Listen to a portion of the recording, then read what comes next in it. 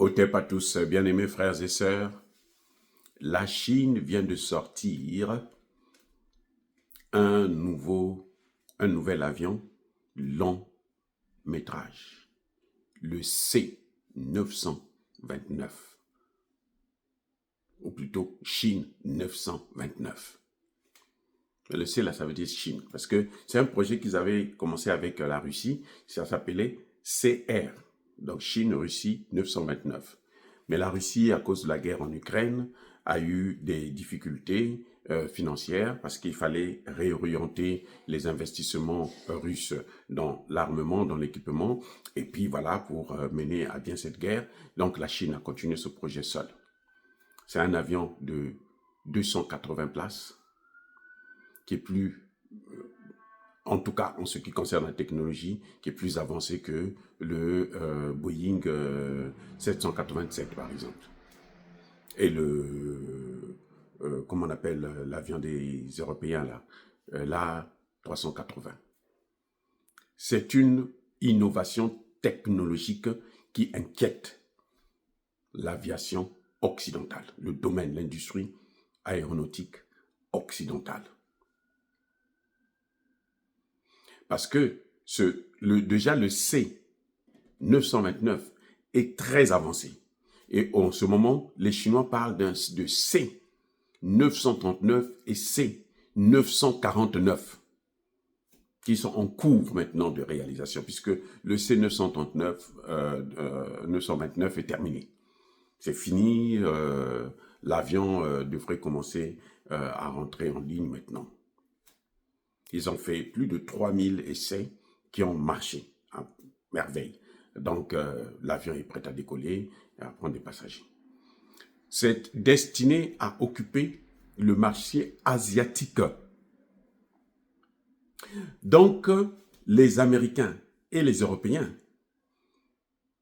au lieu de chercher, de s'acharner sur l'Afrique, là, ils n'ont qu'à s'occuper de ça. Et les droits de douane ne peuvent pas arrêter une telle technologie, une avancée technologique comme ça. C'est pas possible. Les tarifs douaniers, là, ça ne va rien changer sur l'avancée technologique. La Chine est le pays qui produit le plus de brevets au monde. Avant, c'était les États-Unis. Maintenant, ce sont les Chinois. Les Chinois ont trop de brevets. Chaque année, c'est des brevets. Et ici, aux États-Unis, près de 25% des diplômés, des hauts diplômés là qui sortent là, ce sont des Chinois. Ils sont des Chinoises, ce sont des Chinois qui viennent étudier et qui repartent. Vous voyez?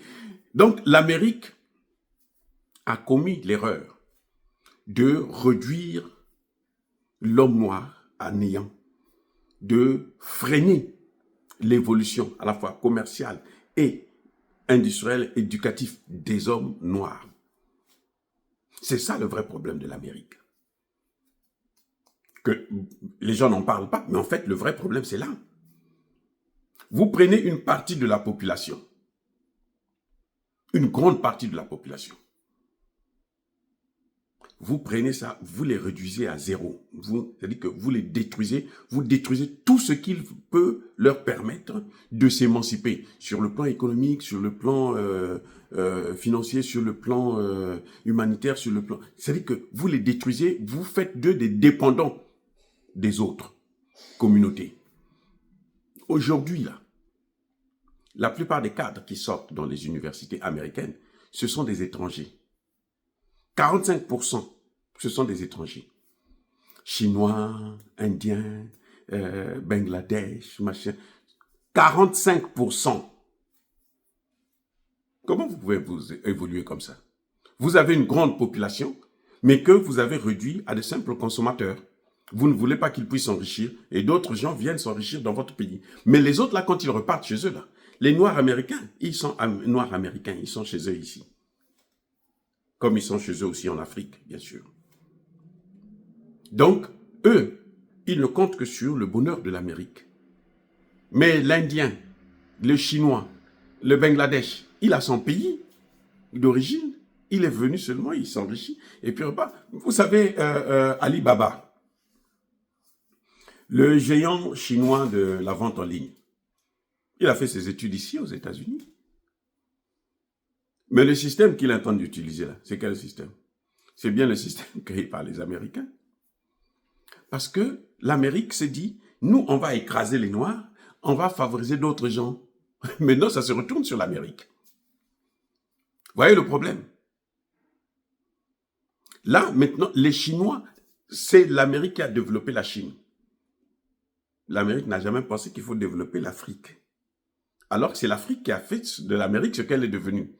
C'est l'esclavage et la colonisation qui ont développé l'Amérique. Attendez, je reprends.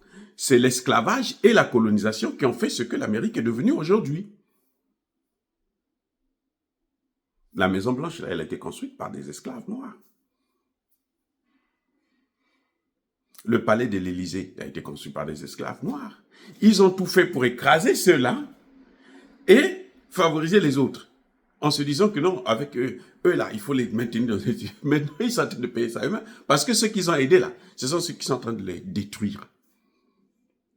C'est pas l'Afrique qui détruit. Le problème des taxes là, les Africains payent seulement le prix, mais ils n'ont... C'est combien? C'est même pas 10%, puisqu'on ne produit rien. Nous, on ne produit rien. Ce sont ceux qui produisent qui ont des problèmes. Nous, on ne produit rien. Nous, on est là, vous détruisez tout. Tout ce qu'on veut faire, on détruit. Dès que les Africains pensent à quelque chose, on vient, on détruit. Et la Côte d'Ivoire commençait à se réorganiser. Le président Konan Bédié avait liquidé la dette de la Côte d'Ivoire. Avant que Gbagbo n'arrive là, le président Henri Konan Bédié, il avait liquidé, je dis bien liquidé la dette de la Côte d'Ivoire. Donc Gbagbo devrait venir pour consolider ça, et puis maintenant, le décollage, le développement économique devait commencer. Qu'est-ce qu'ils ont fait? Ils sont venus tout détruire. Aujourd'hui, la dette, la Côte d'Ivoire est l'un des pays les plus endettés d'Afrique de l'Ouest. Oui, qui a détruit ça? Américains, Français, ONU. Toute la communauté internationale s'acharne sur l'Afrique pour que l'Afrique ne s'en sorte pas. Et voici le résultat. Donc, quand eux, ils ont des problèmes, là, ils ne peuvent pas compter sur l'Afrique. Puisque ce sont eux qui ont détruit l'Afrique. Et là, les Africains les regardent. Ils les regardent. Entre eux, là, ils vont se battre. Et les Africains, là, ils préfèrent même soutenir l'autre, parce que celui-là les a tellement massacrés, ils se disent non, bon, on va soutenir leur ennemi. Vous voyez le deal? Les amis, c'est malheureux. Donc les Chinois, aujourd'hui, ont lancé maintenant, ils se lancent maintenant dans l'aéronautique, et c'est une innovation incroyable et inarrêtable. Attendez, je dis, hein, incroyable et inarrêtable. On ne peut pas arrêter les Chinois. Dans le domaine, là, on ne peut plus les arrêter. Qui leur a donné la technologie? Américains, Français et tout. Les Russes, au dernier moment, le C-929, là, c'est avec les Russes qu'ils ont commencé ça. Ils ont terminé ça seuls, mais c'est avec les Russes qu'ils ont commencé. C'est la technologie russe. Vous voyez? Donc, on est... alors que ça, s'ils avaient fait ça en Afrique, je ne suis pas sûr que les Africains sont tellement reconnaissants. Ils n'allaient pas pouvoir faire la guerre contre les Américains encore, non. Et maintenant, ils ont honte d'avouer qu'ils se sont trompés. Ils se sont trompés. Quand vous avez entendu parler de délocalisation, on enlève les usines ici pour amener en Chine. Parce que les usines, c'était des Noirs, des familles noires qui travaillaient là-dessus, en majorité. Il y avait du travail. On a tout pris, on a délocalisé. Et ça a appauvri les Noirs. Ça les a appauvris, mais complètement. Et maintenant, là où ils ont amené, là, les autres, là, ils ont monté, ils ont pris, ils sont maintenant très riches.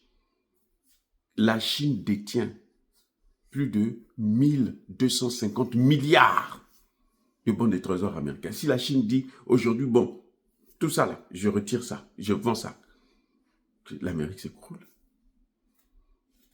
La Chine a annulé l'achat de 1,8 million tonnes de céréales.